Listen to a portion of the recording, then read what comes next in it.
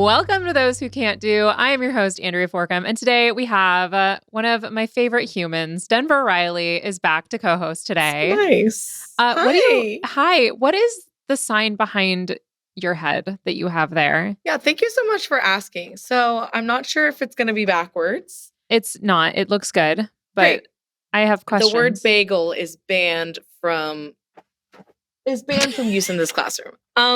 That was created by one of my students from last year. My fifth period had this infatuation with bagels, and just like every day, I was like, "Is this code for something that like right? Is it a euphemism? I don't know about?" Right. No, because like half the class ate them during fifth period. I'm like, it's not breakfast time. They were just eating bagels. They were just on their bagel game from somewhere specific. Like, was it the same bagel shop? The school bagels, like the free ones that come wrapped in saran wrap? That, like, I swear, like, if you threw them at someone, it would, like, slice their arm off. They're so hard. Yeah. So, like, I don't... So, a student actually who did not engage in Bagelgate made that sign and gave it to me as a Christmas present. Oh. Because I was like, we need to stop with the bagels. And then that only made it funnier for them, obviously. So... Right. Did they capitalize banned just to screw with you as their English teacher, or was that just a rough go? No, it really bothers me. I think they were trying to, I'm going to just go ahead and say they were trying to take creative liberty with the poster. Yeah, I mean, there are some, like Cummings, he just did some things. Rules? No. Mm-hmm. Yeah. Just because. Do you remember, like, I don't know, for me, when I was in high school and we got to that section of poetry and they were like, here's Cummings, he just flagrantly ignores capitalization and grammar. Yeah, I was like, wait a second. I thought we spent time making sure we didn't do that. But then I think the answer was like, well, when you know it, you can use. You can do it. You don't have to use it. I don't know. Mm-hmm. That's what I was told, is like, hey guys, listen, in order to break the rules, you have to know them first. And I think that's a cop-out. I don't agree. You know what? I'm going to take a stance. I don't like Cummings. I think that he was pretentious and obnoxious. I'm going to say it. Honestly, isn't he dead? Yep. Yes. He won't listen to this. Didn't he do the wheelbarrow one? Like what is that poem? Much relies on a wheelbarrow and a chicken beside the what is it? Now I got to Google it. I think so. Maybe. I don't know. It seems like some nonsense. Much. What is it like? Yes. Much No, I don't know. You're looking. Much comes with the wheelbarrow. It's like much resides on a wheelbarrow beside the white chickens. This is going to be so wrong. I think this is a dream that it's not. Okay, first of all, we need to talk about your problem. The disparagement on Cummings was accurate, but the red wheelbarrow was not Cummings. So I'm so sorry. Who was the person who I hate for that? Who is that diva? William Carlos Williams. Are you ready? Okay. What was the name again? Okay. William Carlos Williams, yes. So if we just took out Carlos, it would be William Williams. Yes. That's his name. Okay. And here's why I got it confused. I'm actually kind of proud of myself. His poetry also lacking punctuation. Right. Lacking capitalization. Love. So he and they're big buddies. But apparently. It is. Are you ready for this poetry reading? I literally could not be more ready. Okay, great. So much depends upon a red wheelbarrow glazed with rainwater beside the white chickens. That's it. That's the whole poem. Tell me about it, Denver. One word for you. Yeah. Chills. Can you share with me what's the meaning? How does that poem make you feel? Because this is something I have, swear to God, straight face, taught to a class and tried to sell it like I thought it was great. Wait, you've tried to sell this poem, ma'am? 1,000% to my freshmen at the small private school I taught at. I stood up there and was like, let's talk about those white chickens. Okay, so maybe it's an allegory for diversity in our society and how. But my students' response when I read that? Kind of. Well, that's what my students got out of it, because their immediate response was, after I read So Much Depends on Red Wheelbarrow glazed with rainwater beside the white chickens, one of my students said, yo, why they gotta be white chickens though? They're like, this guy was racist. And I was like, guys, your guess is as best as mine. You're like actually asking the question. You're like, no, but like, what does it mean? Like, does anyone? I'm not asking you to analyze. I'm asking you to tell me, because what does it mean? I don't know. Yeah, there's a lot of analysis that goes into it. I feel like these kind of poems and like postmodern art, right? Very similar vibes of like what you get out of it is the message and all of that. Like but it's kind of like, have you seen the movie Date Night? Yes. Where they like go to a museum, or no, I'm thinking of 500 Days of Summer, where they go. Have you seen that? I have, but it's been a long time. They go to some museum on their date, and like it's just like a plate of like poop. Oh. And she's like, it's almost like it's saying so much without saying anything. That's sometimes how I feel looking at things. I'm like, yeah, absolutely. Yes. Yes, of course. I think the way I taught this, the way I taught it, was talking about. Oh God, I'm already scared. No, so these are freshmen, right? And I'm like, guys, like so much depends upon the red wheelbarrow. What does a wheelbarrow do? I'm going to teach it to you, Denver. What does a wheelbarrow do? It just moves things around. Where? A farm. Right. And what depends? What in the world depends on a farm? Animals. No, we've got the white chickens already there. Yes, Denver, please. The farmers. Yes, and also the community. Exactly. Yes. Thank you so much. What a beautiful poem. Moving on to the next one. And that's how I do it. And they're like, yeah, you guys got that too? Sure. Yes, that's how I would teach it. Hey, at least you did it. I did it. I'm proud of you. I'm not sure that proud is the way I feel about teaching that. I feel for you. Right. Has there been something you have taught where you felt like that, where you're like, I don't get it? I mean, other than the book we talked everything? No, that's when I haven't paused. Okay, so fun fact about me, it's not necessarily like teaching things. I am the world's worst speller. Oh, really? Me and spelling, it gives me such anxiety. Okay, sound it out. I can't, because now I'm stressed about saying it correctly.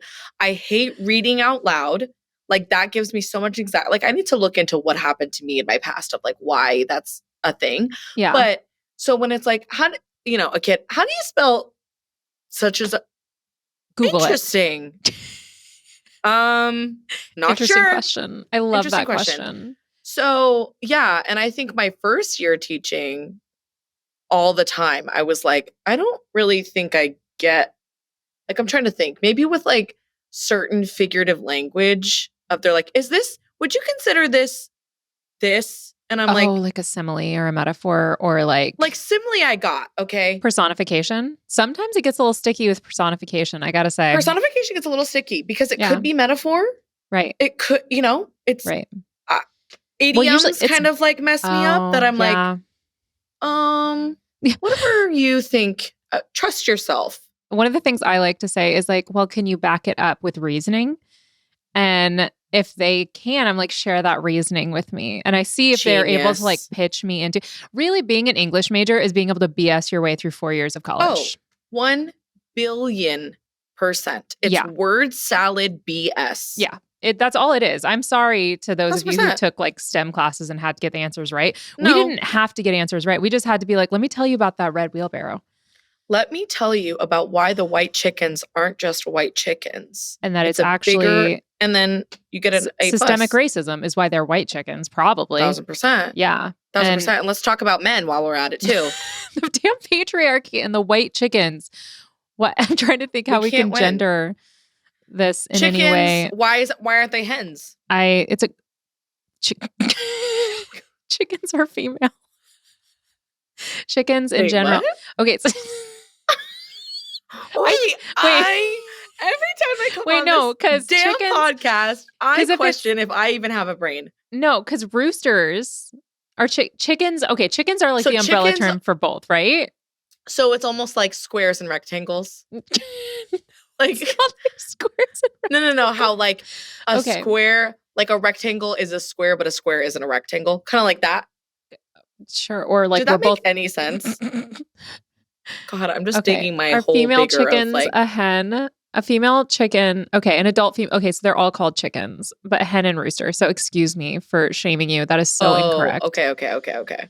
Now I just don't know the difference between chickens. This is what happens. And that is like real embarrassing living in the great state of Indiana and not knowing that both are called chickens, but one's, if you had said hen, then I would have been like, it's supposed to be rooster. And I would have tried to make you feel bad, but I'm an idiot. No, I think we were both wrong and we could admit that. Yeah. And that's okay. And it's okay. Because we're here to learn things about white chickens and chickens of any ethnicity. Really. Any chicken color. I am welcoming of all chickens. They're really yummy and tasty. Sorry. Yeah, great. Spoiler, I eat meat. Not a vegan. Cancel me. Yeah, not vegan. No, don't. No. We can't do that. You actually just finished a full day of teaching.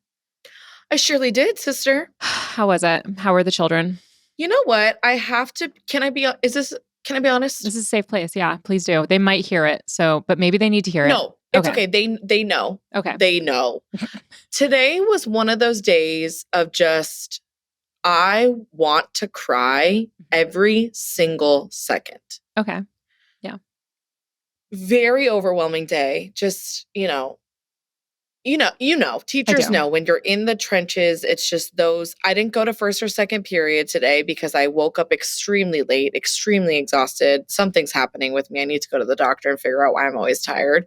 So I took the morning to be like, just, can you get your life together? Yeah. So I came and my first period of the day, which was third period, stressing me out a little bit that nobody did their work. I was out Monday, just kind of like an accumulation of all of these things. Yeah. I got word of like one of my periods was for sure not doing what they were supposed to be doing when the sub was there, inviting their friends, moving seats, all the phones out. Right. And then it's the little things of like, good morning. Good morning. And they just like, okay, cool. Say nothing. Oh, cool. I'll just go sit in the corner and talk to myself. So it's just it was one of those days. Yeah. For sure. Do you know what my daughter has done this past week? Please tell me about her. She is my hero. She's so sweet. She's such a kind human. She creates She so is. art for everyone in class. So she has a class. She's in a small school. I think she's got like 18 kids in her class. And so last night she wouldn't go to bed because she wanted to draw a picture for each of the kids in her class so that no one was left out. And then she created, those little fuse bead things that you iron them. Yeah. Yes. She created a special one for her teacher and brought it in for her teacher. And because she didn't want anyone to go without something. But here's the thing. And that's so sweet. I kid you not. It's something like this at least once a week. What do you do with all that stuff? My daughter, I'm so sorry. Yeah. I throw away so much art that she does, and it makes my husband so mad. Your face She's gonna watch this one day and say, "My mother hates me." I don't. I love her so much. I know you do. It's so much stuff. That is such a good question of here, I just saw a video of this girl that was like, reasons. Don't forget your why. Oh, I got a thumbs up. Don't forget your why. And it was I think she taught second grade. And it was a little piece of paper, just like this. And it said, "You are fat." And I was like, honestly, if a child gave me that paper, I would never step foot in that school again. I would go home. I'd probably eat and cry. Right. They come for you in a way, but I think it's almost worse with elementary because they're not doing it to be mean. They're just like, they're calling it as they see it. I called you that because you are. Right. I don't think it, I know it. Yeah. Look at you. Like that's how savage they are. It's the fat that's making me say it. Like it's right. Like I didn't say it to be mean. I said it because you're fat. Right. I don't hate you because you're fat. You're fat because I hate you. A Mean Girls quote. I love it. That's perfect. Yeah, we just got past October 3rd, so that's perfect. Totally. I am in these middle schools now, right? I'm popping in and out. How's that going? Tell me about that. It's fine. It is. Is it a war zone? It's not at the schools that I'm going to. It's been fine until today, where I felt bullied. I came in to visit one of my students, right? And he's got like long hair and like facial hair. He does not look like a teenager or a young child. Okay. And he's in the schools right now to become a teacher. He's introduced himself to everyone as a college student. So I'm popping in to visit him today. And I walk in and I hear someone go, "Who's the lady in the green shirt?" And I go and sit by my student and they go, "Oh, it's his mom." And I just sat there and he looks at me. He's like, "Hey." And I was like, I need a minute. I'm just gonna, he's like, "What?" Again, and I was I'm not saying that to be mean. I'm saying it because you're old. Because you're old. Because you're old. It's so humbling. And they will like hype you up because another class I visited, someone was like, "Oh, dude, I follow you on TikTok." And I'm like, "Hey, amazing. Yeah, Want a photo?" Literally 2 minutes later, "Oh, it's his mom." You know what? Can I tell you the okay. I have a family that I babysit and I babysat for during summer. The youngest one, I think, is 6. She just turned 6. I took her to soccer the other day and I was like, "Oh my God, I hope that like the little kids were like, 'Is that your mom?' But I'm like, 'You've seen her mom before.'" Like someone said that. And I was like, "Oh, I'm a young hot mom." I'm a young hot mom. Yeah. However, when it's like, if someone said that to me with someone that was borderline my age, maybe even older, I would be like, "Excuse me?" Yeah. So it's like, and I mean, so I thought about it. I thought about it and I was like, okay, he's like probably 21. Oh, so my age. You're not 21. Nice try. Nice try. You're not. So I feel like I'm 21. Okay. He's like 21. I'm 37. So technically, I could be his mother if I was a teen mom. Did you forget how old I was? You look so shook right now. You're 32. I'm 37 and I turned 38 in February. But you are 31 and I'm 21. Okay, perfect. Yes, I agree. Okay, done. Okay, great. That's insane. Yeah. So I got bullied by a middle schooler today. And I don't even think it was intentional of like, they were trying to pick on me. They were just like, "Oh, no, facts. Here she is," to check on her adult child in the classroom. Like he got in trouble. I admire middle schoolers. They just live life delusionally. And that's everything I aspire to do. Yeah. I love it. And I do it. So good for them. All right.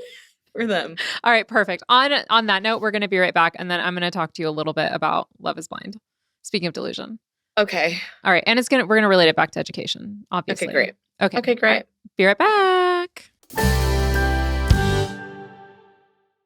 Welcome back to Those Who Can't Do. Denver Riley, last time you were on, I believe I gave you a homework assignment and it was to watch Love is Blind. Right, you did. Yeah. Did you do that? I watched TikToks of it. I literally That's SparkNotes version, right? Yeah. So it's basically the same thing is what we're trying to convey to people. So, okay, yes. All right. There's this girl on the show. I don't remember her name. Okay. It's irrelevant what it is because those of you who have actually like seen the show, and I've been like attempting to watch it several nights and end up staring at my phone and watching TikToks. Okay. It's not the most engaging. Yeah. It's not the most engaging season. I'm going to be honest. But one person. Which I want to preface and say I have seen the shows prior, but I haven't started this new season. Last season was amazing. This season. Correct.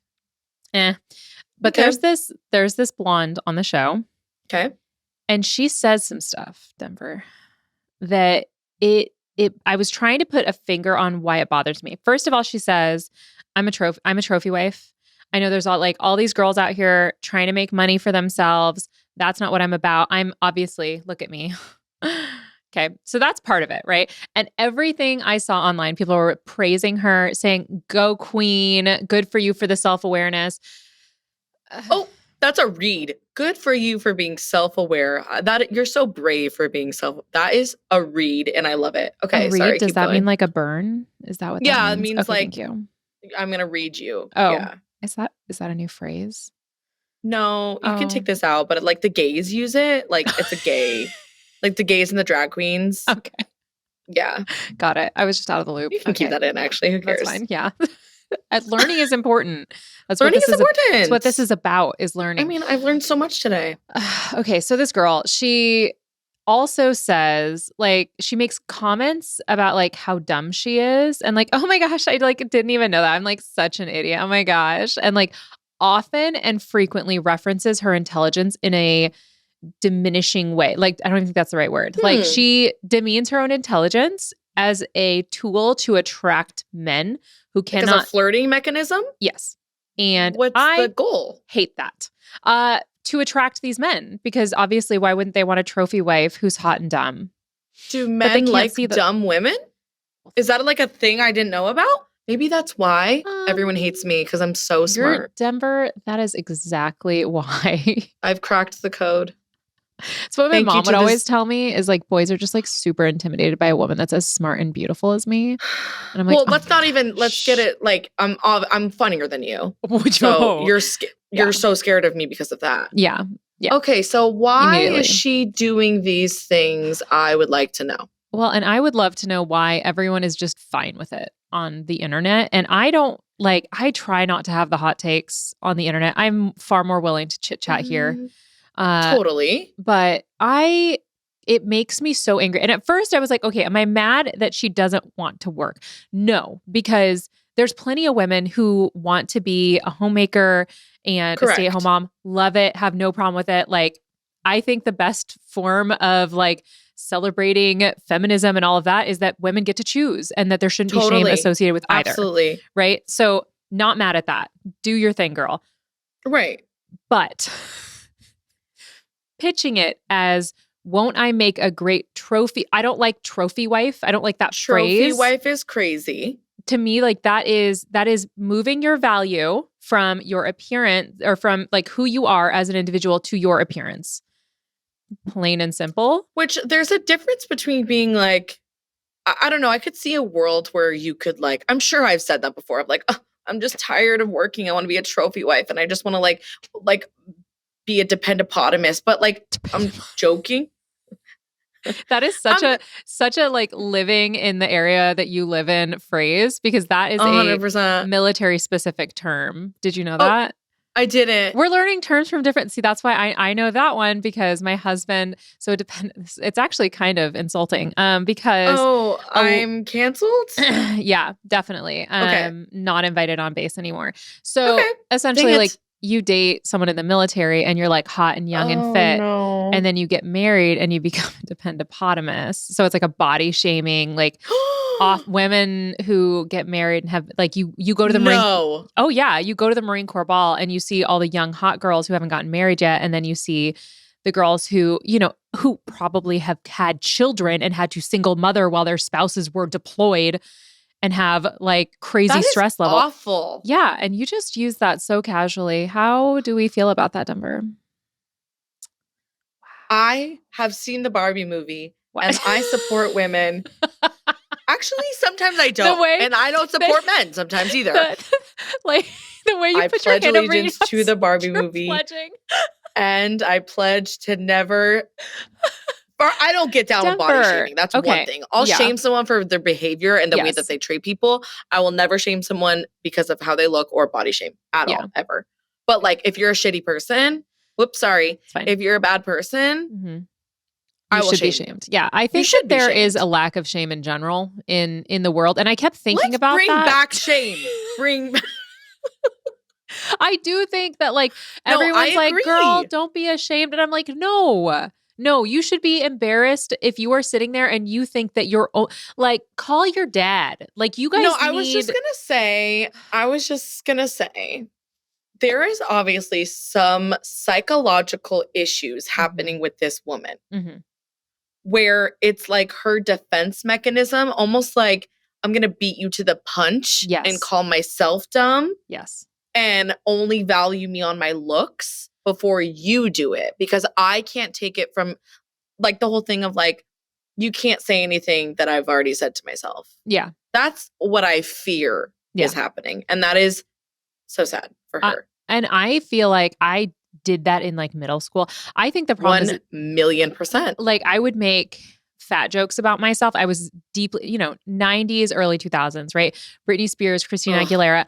I have a vivid memory of like grabbing my stomach and pinching it when I was a little girl because I was so angry at my body for literally just existing.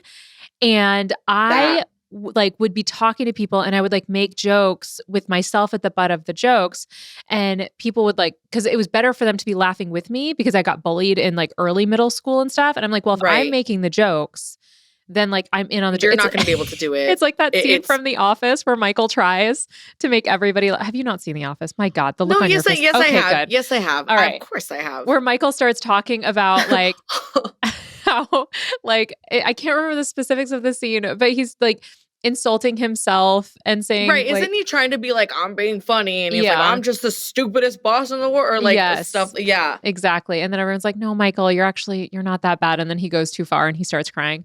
Like it's me. Like, it's no, that's really sad. But that exact moment that you were talking about in middle school, I've had those moments in high school. Yeah, like in like it was so detrimental for like me as a young child, and like seeing that in like a grown woman. That's why I've been really conscious about doing that, like of not saying things like that, even around my friends or like places I feel really comfortable, because I always like to say like, don't talk, like when my friends are doing that, don't talk about my friend like that. That's my friend. Right. Don't talk about my friend like that.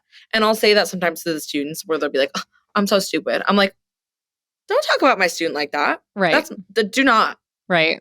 Please. And I think that's what that girl needed. It's like, I feel like, and just here's somebody. Like the other side of that, like maybe she didn't get bullied for her body. Maybe she always, because she is very beautiful. Like, to be so clear, like she is gorgeous. She's very slender, all of that stuff. And maybe for her growing up experience was like, like the opposite of mine, where I was like, I hate my body so much. She was like, everybody loves me for this. Like, that is my best trait. I had to develop a whole personality and a sense of humor. Oh, I had to be the funniest person in the room because you were laughing with me, not at me. Exactly. Like, right. Yeah. But like she grew up like very much having to protect her image in a way that like everyone around her was like, that's your value. And so now I'm thinking like, okay, with my students, especially when I was teaching high school, like how I would have conversations with them about whenever they had like a bad breakup, or they would be like, well, I just don't like, he's not responding to my text. And I'm like, baby girl, you shouldn't have texted him in the beginning. Like he does not deserve you. That's what you do to me. I do all the time. I do that to you. All the time to me, because I am no better than them in that category. I'm like, ma'am, he should be so lucky. I think I have a club that it's in its works. Girl Talk. I don't know if you were here when I started it. I think you started the year after I left. Right. And I actually got the idea from a creator on TikTok. I can't think of her name right now, but basically a club just for the girls on campus.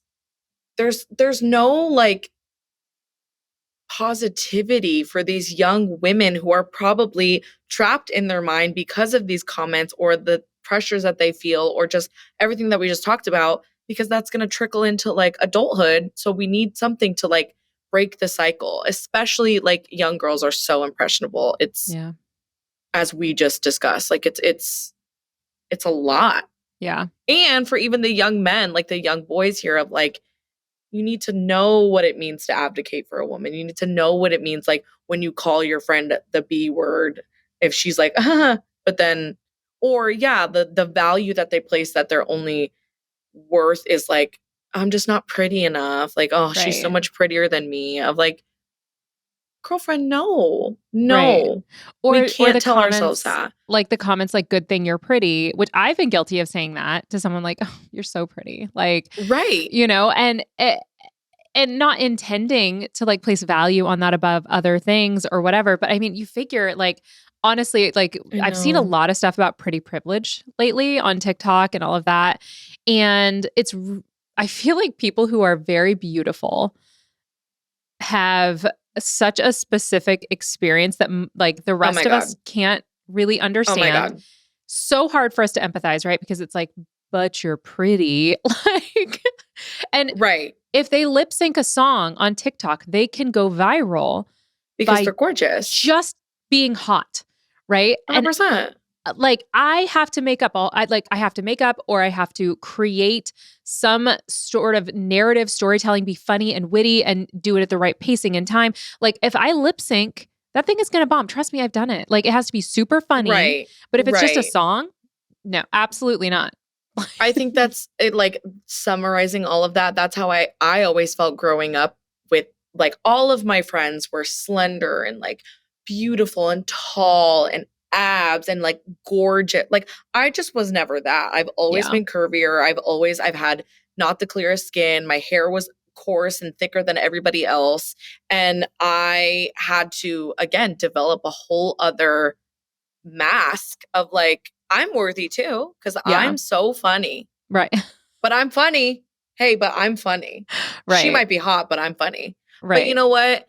I would rather be funny than hot because my humor will last forever and we're all going to get old. So that's very true. The whole time that I was watching this girl interact on Love is Blind, I just kept being like, oh, don't. Like, how are men like, does she have suitors that are like, I really like her because of her intellectual conversations? I mean, they can't see her, right? So they can't, but she has also a very high pitch, like, it's not vocal I'm going to fry. go home and watch tonight. Yeah. You'll know immediately who I'm talking about as soon as you start watching it. And like I've attempted to start it like 3 times, have gotten distracted. So it just hasn't really hit for me. I just maybe haven't been in the mood also because I've been looking at all the hurricane stuff. So it doesn't feel like a time for that. It's like I'm going to put this on the back burner when I'm ready to focus. Exactly. So it's been fair. Just different. But every time I see that, it makes me angry. And I was literally today spending time identifying like, why don't I like her? Because I generally like everybody. Like it takes a lot. If I meet somebody, my first instinct is I like you and I find things and reasons to like you. Even if there are some things I maybe don't like about you or whatever. Totally. Like I will find reasons to like you.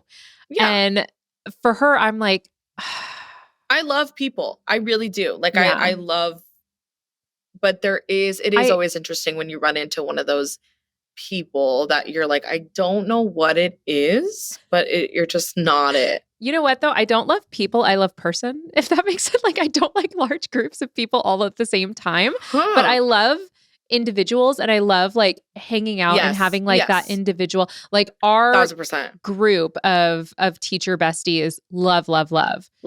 How many times did our group go to the all faculty events? Never. Well, I never did. Our group never. I tried once before you started. Okay. I was like, oh. I tried one time and literally nobody else came. And then you, I think, went. I went with Abby. Yeah. Who has not been on the podcast, guys. Who has not been on the podcast. She's the only one. Abby. She knows what she's done. Yeah. She's just being a superstar. She is. Yeah. But I love persons. I don't that totally makes sense. Yeah. So like one-to-one. Mm-hmm. See, I'm just a ham. You know this about me. I love attention. So I love the people. Give me the people. Give me all of the attention and audience. And that tracks, honestly. Okay. So moving into a news article I read today. Okay. In Texas, there was a preschool who they used some stickers on the children before nap time so that they would get a better nap. They were like melatonin sleepy time stickers. How do you What's your take on that, Denver? Well, they're formulated for children, from what I gather. They are for children? I believe so. You might as well have given them a bottle of NyQuil. But NyQuil could actually kill them, is the thing. Okay, so what was the purpose of the melatonin? Just so that they could get a good, better night? So they'd shut up. For sure, so they'd shut up, yeah. Yeah, so that they would go night-night. But they're like sleepy stickers. I've never even heard of this. Give them to me immediately. I was going to say. Because I have insomnia. Let me see. Sleepy stickers. When you said stickers, I thought it was going to be like... Weed stickers? Is that a thing? What did you say? Weed stickers? It feels like that would be a thing. Denver, is that a thing? Will you please tell me if that's a thing? For sure that's a thing. Is it? Yes. Oh. See, I don't know. Wait. No. Okay, no. I mean like stickers that give you weed. No, I thought you meant like hemp plant stickers. I was like, duh. Denver, I've seen a skateboard before. Yeah. Yeah, you've met our kids. Hello. Okay, are you ready? I'm not. Okay. This is an interview with a little girl, or the mom of a little girl. She said, it's a sleeping sticker. I asked, where did you get this? She said, my teacher gives it to me for sleeping time. Luviano claims her daughter told her that the other kids in her class also get it. The next day, we went to school. We brought the evidence up there, and we filed a report. We did say we wanted to file criminal charges if this is something that is true. The expectation was that the school would notify other parents after nearly 2 weeks went by. The school did not. These are 4-year-olds. 2 weeks? And they didn't tell people. Oh, every night my son would come home. He's staying up. So they would nap at school really heavily, and then they wouldn't be able to go to sleep. Wired. That is absolutely insane. If that was my child. Yeah. What are your thoughts? Because you have children and I don't. I do. I don't. Okay, so I can't find if the stickers were formulated for children. I do know there are some melatonin gummies and stuff that are like supposed to be for kids. Yes. But I will say that if it had just been me, there have been times where I've been like okay with giving my kids melatonin. I know a lot of parents give their kids melatonin. Right. My husband, Steven, he, based on the reading that he's done, isn't comfortable with it. Not because there has been anything found yet about the impact. He's concerned about doing things chemically that might stop our kids from being able to sleep long term because they're in 100%. Their brains are still immune or whatever. And exactly. So that's his major concern. I would. It's kind of the audacity. Like it's not like these kids. Audacity. These kids aren't going to have like probably permanent damage from having sleepy time stickers. But who do you think you are giving these kids a medication? Like you have to call home for every medication, every single one. Like, I don't know what world they were living in. Was it one teacher or was it multiple people or? It says teachers. Okay. At the elementary school. Preschool classes, plural. What world did everyone get together and was like, I have the best idea ever? My guess is they're only doing it for kids that probably were being rambunctious and wouldn't go down for nap time. Because a lot of elementary schools or preschools will have nap time. Like my kids have like a very short rest or nap time or whatever. And it says Northgate Crossing Elementary School. So it doesn't actually even say preschool. It says like elementary school, which is wild. The audacity, you said it, but what in your right mind thinks you're going to do that to my kid? Yeah. I cannot even fathom. I'm assuming these poor little babies too of being like, I'm so groggy and sleepy after my nap. Like, I know when I take melatonin, I wake up and I'm like, what? Where am I? Like, where am I? Whose house is this? Them being too wired at night, messing up their sleep schedule. Like, exactly. What are you doing? Well, and I guess it's that whole common sense isn't common thing, but you would hope that educators, guys, you know what you're doing, especially because they were going out of their way to make sure the stickers were off the kids before they went home. And one kid snuck it, I guess. Good kid. Yeah. But I don't know if you've seen on TikTok, there's been a series of videos that a sleepy bottle or it's something along those lines where they're giving allergy meds and ibuprofen and basically a cocktail of different medications to babies because they're not seen this because they're not sleeping. And what I saw was a stitch from a doctor being like, hey, don't do that. By the way, allergy meds in general could be very, very dangerous for small children. Cough medicine is scary dangerous. I remember I was really desperate once when my son was 2.5, I think, and he was coughing so much and we had him elevated and a humidifier and all of that. Yeah. And I was like, can we just give him children's cough medicine? And he wasn't at the weight limit. And my dad was a PA at the time. And he's like, no. And I was like, really? Is it that big of a deal? He's only a year young for it. And he's like, there have been kids who, because it's a cough suppressant, it suppresses their system. Gosh. And kids have died because they took cough medicine before they were at an age where they can. And I was like, oh, okay. Got it. Okay. Well, never got it. That's the last thing you have to say. I think too, just without the parents' knowledge. I mean, it's so that's the main thing. And I wonder if a kid was like, no, I don't want that. Would they be like, no, you're putting it on? I mean, kids love stickers. I highly doubt any kid was like, I don't want the sticker. Kids love a sticker. It's sleepy time. Look at this moon and stars sticker you get to wear. I get a sticker to help me before I go to sleep. That's just the more I think about it, the more it would be on site if I saw those teachers after. I would be. I put my hair up, take my earrings out, and I'm going to jail. Yeah, 1,000%. And you're going in the ground. Wow. Okay, so we're in agreement. We're just gonna have to go fight those teachers. Fine. Okay, perfect. I'll do it. I had somebody, because our list of questions that I had collected was getting a little thin. So right before I hopped on, I asked people, I was like, hey, I got Denver coming on. What is a question that we can answer? Oh, yes. And somebody asked, how can you give feedback to a new teacher in a way that would not hurt their feelings? Ooh. And I felt like that was a good one for you to try and answer.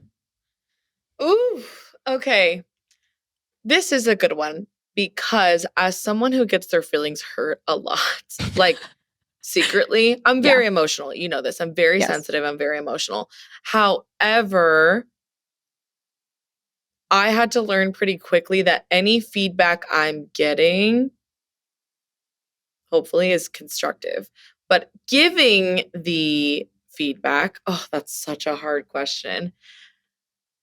Okay, so without hurting their feelings, I think it's important to establish again, starting with, okay, hey, here's what I'm seeing that's working.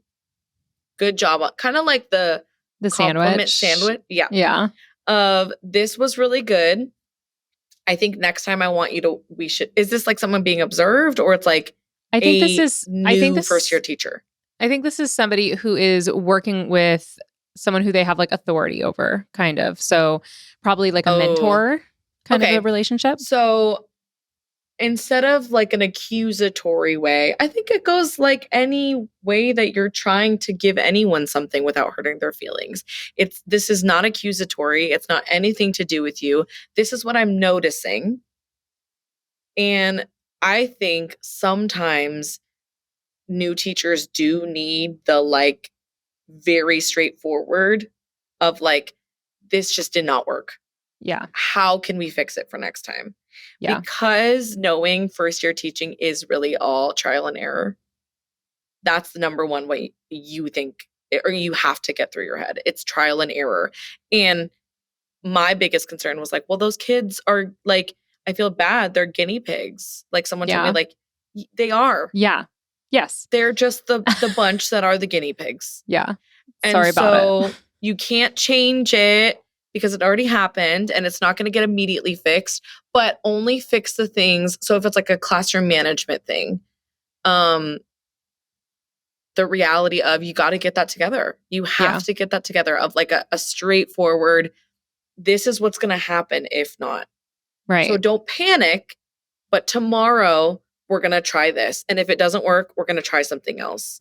Yeah. So kind of lending that, like, here's a toolbox that we can put together. What are we going to take from the toolbox? Because then it's like a collaborative thing. And it's not, again, not an accusatory thing of like, I can't believe you did that. Or like, you did this. Right. I would be like, so you hate me? That's right. So I'm awful? I'm the worst. Okay. In a more like, okay, what are we going to do now to make that more successful next time? Yeah. I like that. A next time thing.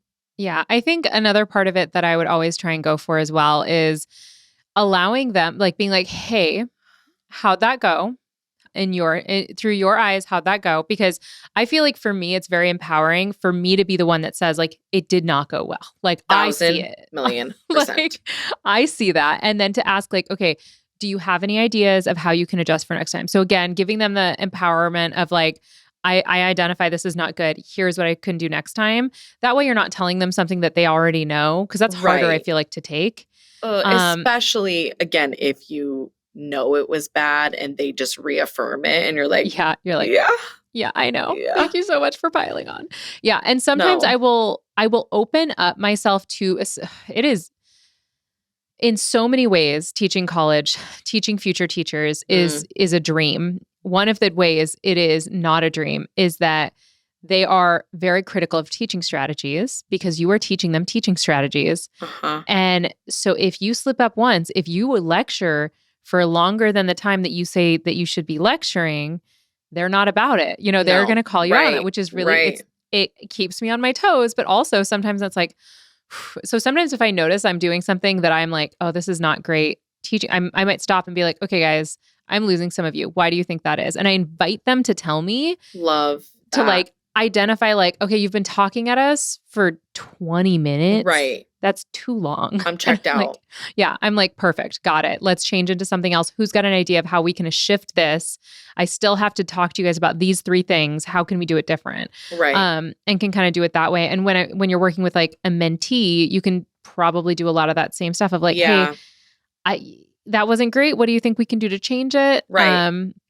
I always am like, let me tell you how, as bad as that was, I did it worse and survived. Like, kind of like the reassurance of like, it's not just you, this is normal. Yeah, exactly. Something that my mentor when I was student teaching did, which was so helpful and so awesome, is she actually had a composition notebook just for me and her to write notes back to each other. So when it was my turn it was a schedule. So I took the first 2 classes and then she had the other 2. She would, on top of all of her other things that she had to do, was amazing and took notes on like, I noticed this. And it was kind of Cornell note style. And she left the right side for me to respond to. I love that. And so it was kind of like a dialogue back and forth. And then we discussed at the end of the week. It was so helpful. It was so awesome because then I could put in, again, my own thoughts and get hers back. And if you're someone that's just, again, maybe sensitive and you don't know how to handle that critique, that might be really helpful because it's not that face-to-face yet. Yeah. It's just kind of, let me get my thoughts out first. I love it. It was awesome. That's really great. And good on that teacher for taking the time because she was she was just so amazing. And then it got ruined by COVID. So our time was cut short, but she was so great. Okay.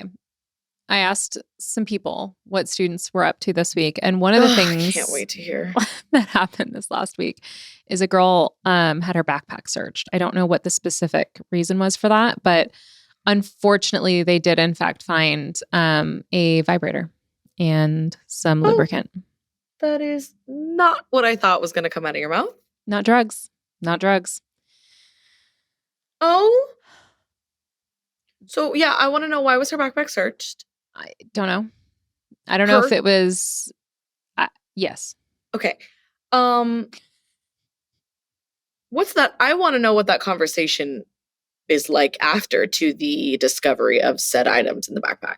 I want to know if the people were wearing gloves when they searched the backpack. Oh. I hope they were.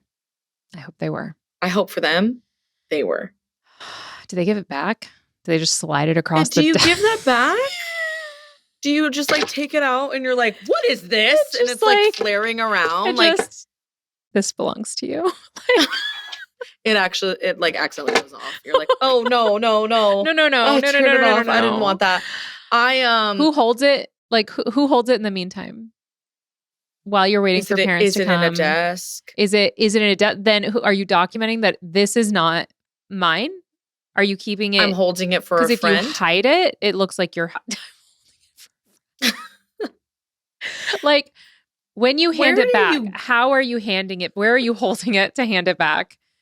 Are you just like there's only really one way to do it. There's only two ways, the top or the bottom. So well, you could treat it like a communion tray and just put it on top. That's terrible. Let's use a different metaphor or something. You know what? Put it you do whatever you want to do. You could put it on a tray like you were getting served something. Right. And you could put it in a bag. And another bag. Just double bag. Not the backpack.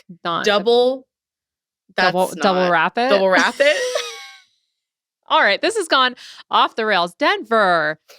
This is a cleanish podcast. Oh no, I call BS. Gosh. But okay. Hey, what do you have going on? Do you want to plug your socials, all that good stuff? I do. I have, as we discussed before the episode, I have so much going on, so you can catch up with whatever's happening in my life. Keeping up with Miss B on TikTok. You said that so weird. Say it again because no one's gonna. It sounded like stop B. I just forget. So it's keeping up with Miss B on both on Instagram and TikTok. Andrea knows she's obsessed with me. Yeah, come keep up with me. Keeping up with Miss B. Yeah. Period. Nope, that's not it either. Keeping up with Miss B. Okay. And on Instagram, it's keeping up with Miss.B_. I'm so proud of you. Thank you. I did it. You did it. I know my name. All right. Well, thank you so much for coming on again. I appreciate you. Oh, thank you for having me. It's the highlight of my week. I love it. All right, guys. We will be right back.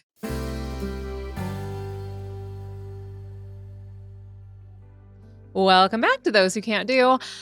Denver is probably one of my favorite humans. It is just so fun, number one, to talk to somebody who is at the stage that she's at with teaching, because she's been teaching for about 3 years. And I am actively working with my students in the college setting to prepare them for the classrooms that she's already in. And I am in the schools pretty often, but it doesn't really give me the same feeling. And so just getting to chat with her about like what the vibes are in class and the terminology that is ever changing in the classroom is incredibly helpful. If you have thoughts about what we talked about today, or you have suggestions on who you think should come on the podcast, you can reach out and get us on email. I don't know why that was hard for me to say, Andrea@human-content.com, or you can catch me on Instagram or TikTok @educatorandrea, or you can contact the whole Human Content podcast family on Instagram and TikTok @humancontentpods. And a very special thank you to those of you who have gone on and left feedback and reviews and all of that. We don't have one that had words, this week, because there are some that you just go and you click 5 stars. And so I'm just going to read that some people, they left the 5 stars this week. And I appreciate you. That is absolutely wonderful. Thank you so much. If you have not yet left a review for the podcast. I say class so much. It's just like slowly like absorbing the other words that are similar. If you enjoyed the podcast, please do go and leave a review. I really appreciate it. If you want to check out the full YouTube episodes, they're up every week on YouTube @Educator Andrea. Thank you so much for listening. I am your host, Andrea Forkham. A very special thank you to our guest co-host today, Denver Riley. Our executive producers are Andrea Forkham, Aaron Corney, Rob Goldman, and Shanti Brooke. Our editor is Andrew Sims. Our engineer is Jason Portizo. Our music is by Omer Benzvi. Our recording location is the Indiana State by College of Education. To learn more about our Those Who Can't Do's program disclaimer and ethics policy and submission, verification, and licensing terms, you can go to podcasterandrea.com. Those Who Can't Do is a human content production.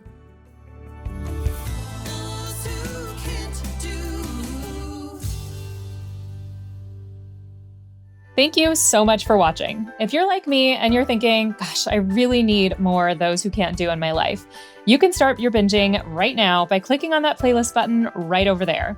New episodes are out every Thursday, so please subscribe and join us each week on YouTube and wherever you get your podcasts.